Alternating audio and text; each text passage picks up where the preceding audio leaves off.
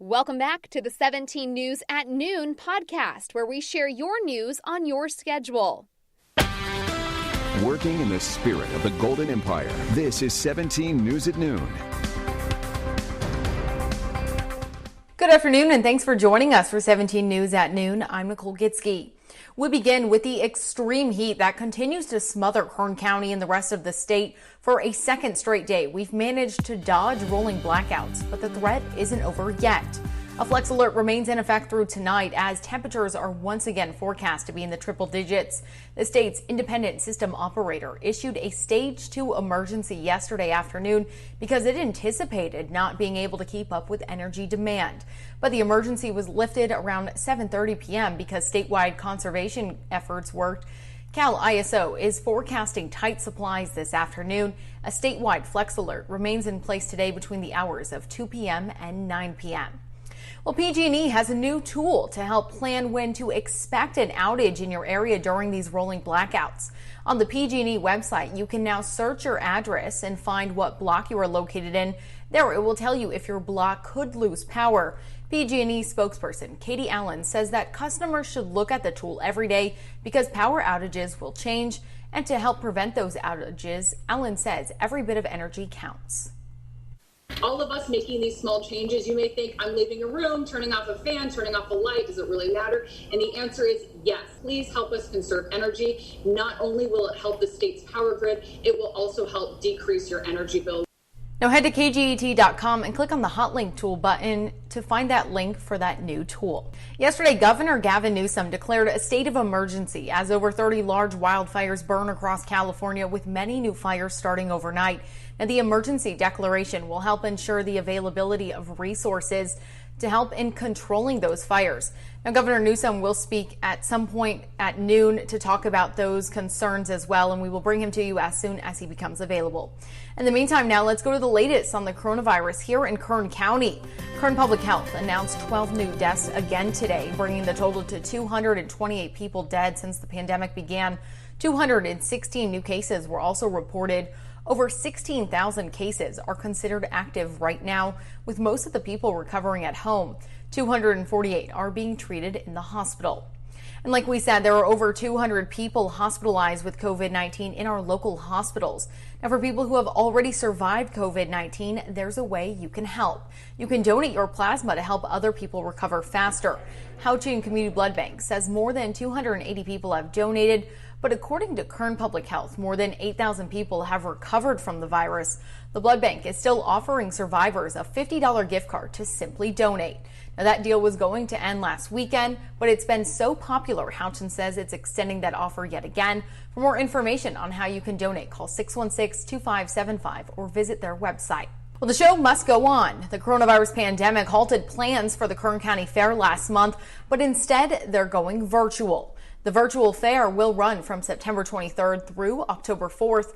The board says that they hope to bring a little taste of everything the fair usually offers. The virtual fair is set to include a livestock auction, a fair food drive-through, fair entertainment like magicians and a petting zoo, and a shopping experience. The fair board hopes this brings a little fun for everyone until next year when they can celebrate in person. Well, we have new information on a homicide investigation in central Bakersfield. Bakersfield police say back on June 8th, officers were called to a home on Chester Place near the corner of L and P Streets to check on a person who lives there. Officers found the body of 68-year-old Henrietta Snowden inside the home. The coroner's office confirmed Snowden died of blunt force trauma. BPD says it's unknown how long her body had been in the house. The investigation is ongoing and no arrests have been made. If you have any information, call Bakersfield Police at 327-7111. A GoFundMe page has been set up to help with her funeral expenses. You can find that on our website, KGET.com. Well, police arrest 2 people wanted on charges of embezzling more than $4 million from a local agricultural business. Kern County Sheriff's Office says John William Schmidt and Deborah Hollis Coburn were found and arrested in Clovis yesterday. The 2 were the focus of a 3-year investigation. They're accused of embezzlement and corporate theft, according to the Sheriff's Department. Schmidt and Hollis Coburn are currently in a Fresno County jail and waiting transportation to Kern. Their bail has been set for $4 million. Well, now to a tragedy on the tracks. It happened around 4:30 yesterday afternoon in central Bakersfield. Police confirm a woman was struck by a Union Pacific train at Q and SB Streets. She did not survive. None of the crew on the train were hurt. No other details have been released at this time. And a man is dead after a crash in South Bakersfield early this morning. According to Bakersfield Police, they responded to the intersection of Hosking Avenue and Monitor Street for a major injury crash. BPD says a man was taken to the hospital but later died. His identity will be released at a later time. The driver of the other vehicle stayed at the scene. BPD says they do not believe drugs or alcohol played a factor. This is still an ongoing investigation. Now, according to BPD, this marks the 25th deadly motor vehicle crash in 2020 within Bakersfield. Currently at 98 in Bakersfield, still holding on to that light northwest wind at 12 miles per hour. And as we take a look at the overall satellite and radar, we're starting to see a few little isolated thunderstorms into San Bernardino County, but that is it right now. 99 in Sacramento, 97 in Fresno, 80s to the south. Already 105 in Vegas and 108 in Phoenix. And here's a look at the daytime highs today.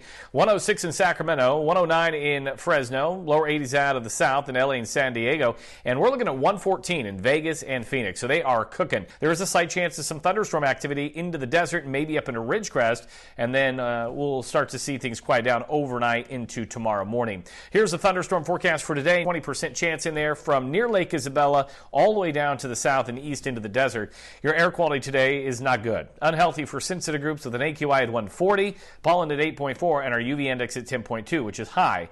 Today we're calling for 107 in Bakersfield, along with Delano, 104 in Taft, 106 in Mettler.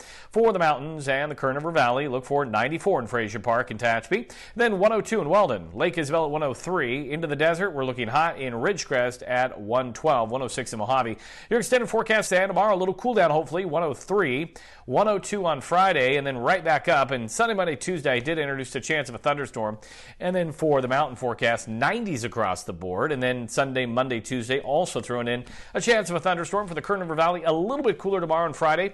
And also by Sunday, Monday, Tuesday, we introduce another round of possible thunderstorms around the area. Again, we're going to have to watch that moisture from Genevieve. That'll be the steering mechanism that with that ridge of high pressure. But today, looking hot. Stay cool out there. Stay hydrated. Nicole?